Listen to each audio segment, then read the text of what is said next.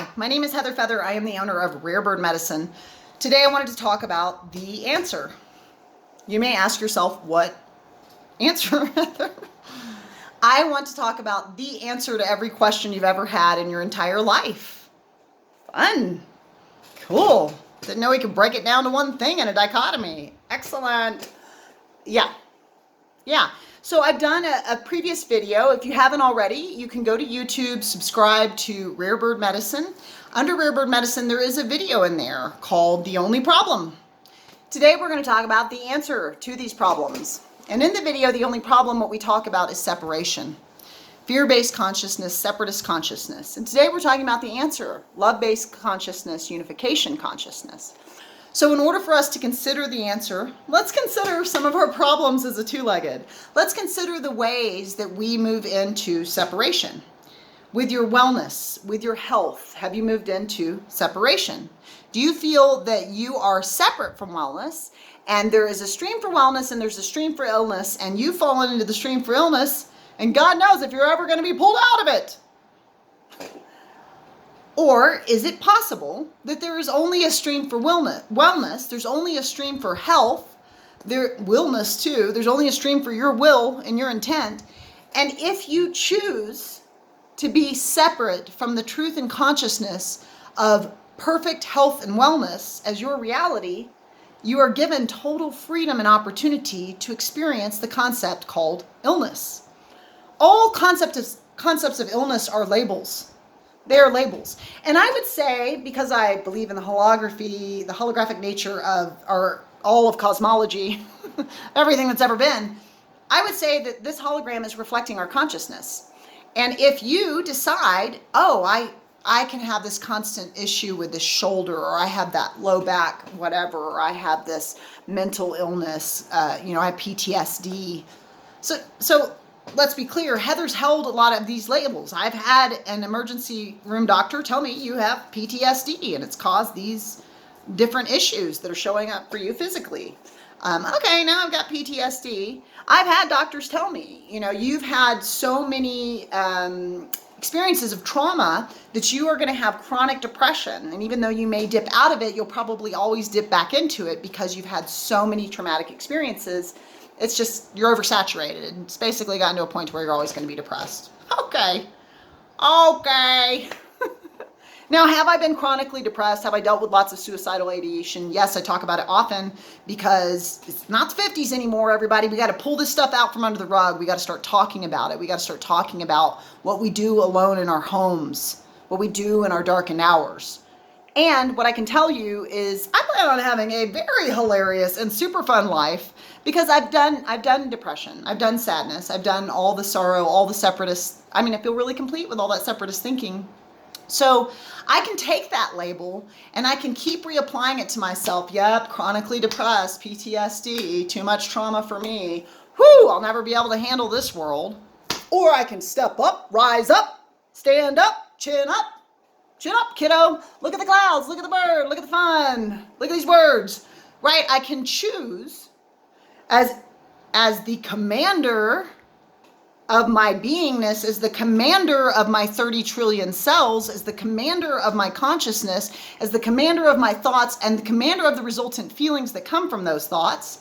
I can rise up into unification with wellness. Physical, mental, emotional wellness. I recently decided to take a strong stand for my physical wellness. I've been working out 3 to 5 times per week, doing 10,000 steps a day, tracking all the things that I'm eating, because it's become less of a focus through the pandemic, and that's not what I choose. I don't choose to go into my aging life without having my physical, mental, and emotional wellness be the way I walk in the world. I choose to walk the talk. So that means to continue to step into that. And I'm in a place now where I've never been before, where I only have whole natural foods in my house, and that's what I eat. And it's been a process. I had to slowly graduate off of soda, off of fast food, I mean, I ate all kinds of junk as a teenager, you know what I mean? But I've had to really step into, I treat my body like a temple. I treat my mind and my thoughts like a temple. I love my thoughts. I love my mind. I love my words. I love all I share. I love the feelings that result. Even when I'm sad and I'm angry and I feel like I just don't care, I love the freedom of emotion. I love that I let my heart sing so many songs to the many thoughts that I offer it. So do you choose to be in unification with your wellness? Do you choose your point of identification around your physical system, your mental system, your emotional system to be one of wellness? Or have you chosen to habitually slap a label on you that says, I'm ill in this way? Let's consider that this day. Let's maybe step into medicine person and let's maybe be the medicine we seek. Let's maybe honor our physical temple to the best of our ability, a little more each day, a little more each day, a little more each day, one step at a time, right? Let's honor our minds. Let's honor our thoughts. Let's honor our voice. Let's honor our sharing. Let's honor our hearts. Let's honor our feelings. So when it comes to the topic of wellness, do you choose to be unified with that topic, or have you chosen separation? Have you decided that you are separate and it is not available to you? That is a good check-in point. Because if love is the answer, one of the things that we really love is being well. And if we're not well, I promise you, your attitude, your thoughts are going to be around illness. If you look and you are seeing or experiencing concepts called not well, you will find your consciousness is revolving around a concept called not well. Whether it be a term and a label a doctor gave you that you're like, let's keep slapping that right on the chest, or, whatever it is, whether it's a decision you've made. So let's make a new decision. Let's make a new decision. Let's start to choose wellness. You know what? I'm not just going to lay around and be sick. You know what I'm going to do is watch comedy. I'm going to laugh. I'm going to lift my spirits because I am the steward of them. Do you feel poor? Do you feel scarce? Do you feel like the struggle is real? Do you feel like, I just got to pay bills. I just got to work?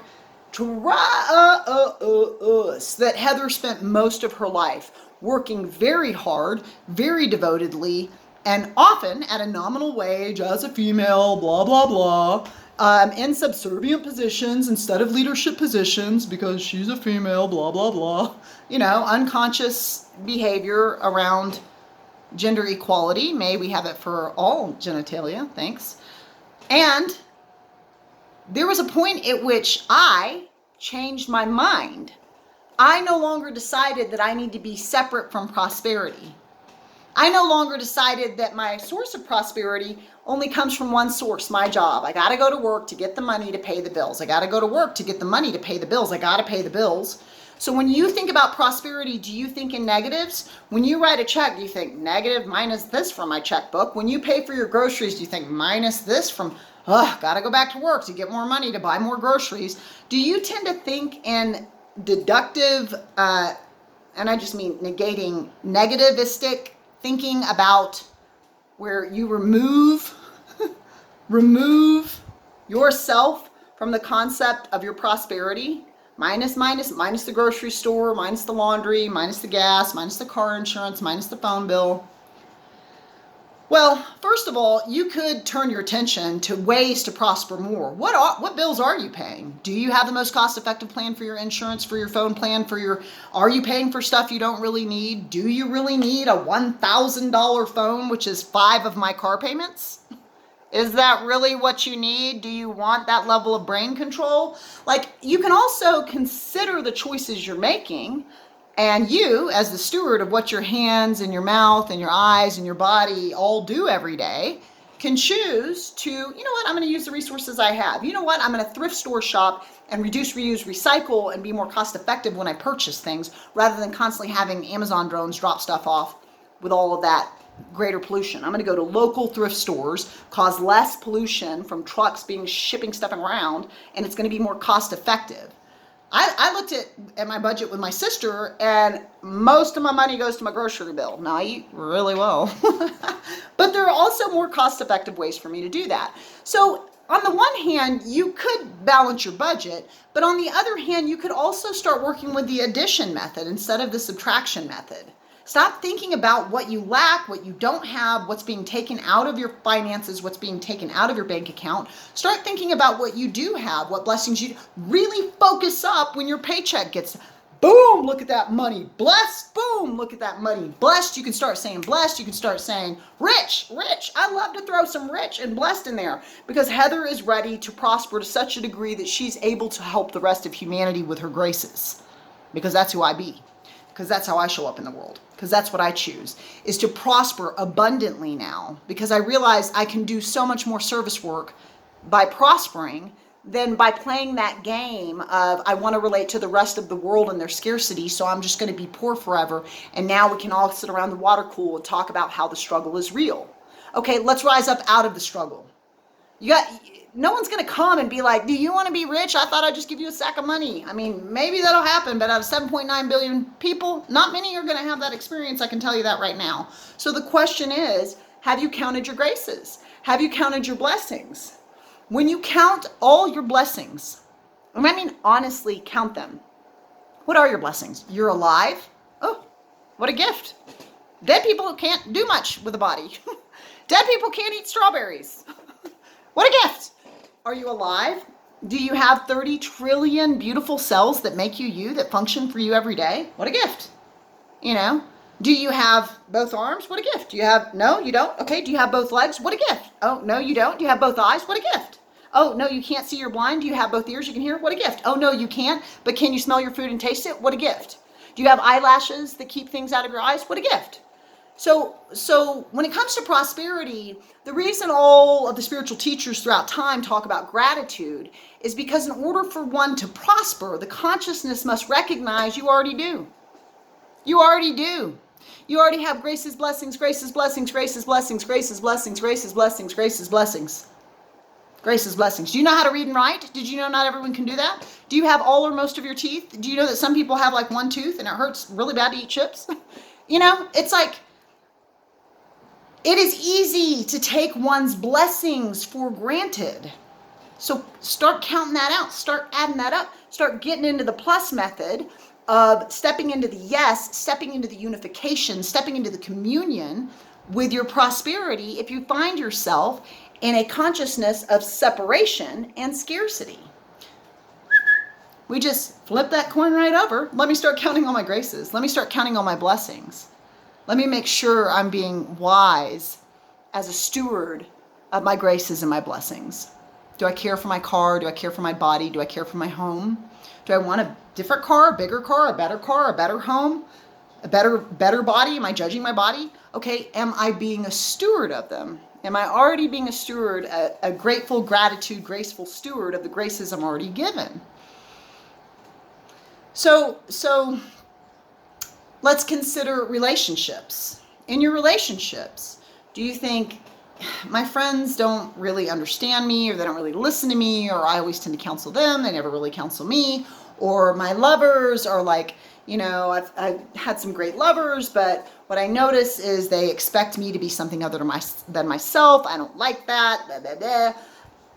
In regards to relation, my family is conservative. I'm not. Like, I love my family, but ugh, get it together. Why do you praise the stock market over your neighbor? Which is just some foolishness with how Heather has historically thought on this topic. It does have to do with the definition of both words, conservatism and the liberal concept. But are there any ways in your relationships in which you are being separate? You are being separate. You are the one that is saying, if my lover acts like this, I can't love them. If my friend doesn't do this, then I can't be friendly to them. Well, if you want friendliness, get friendly. Get friendly.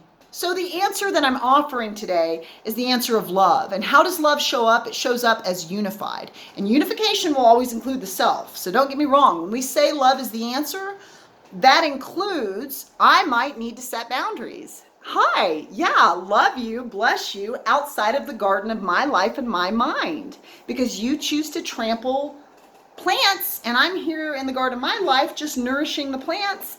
So you're welcome, bless you, outside of the circle of my garden.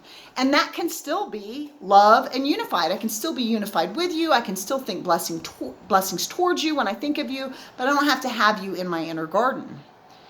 Today's invitation and invocation is to choose love, choose union. And if you have a question, ask yourself, where in this question have I dug in on separation? Because I promise you, unification is the answer. Go to rarebirdmedicine.com, click on the classes link. More coming up there. Blessed be.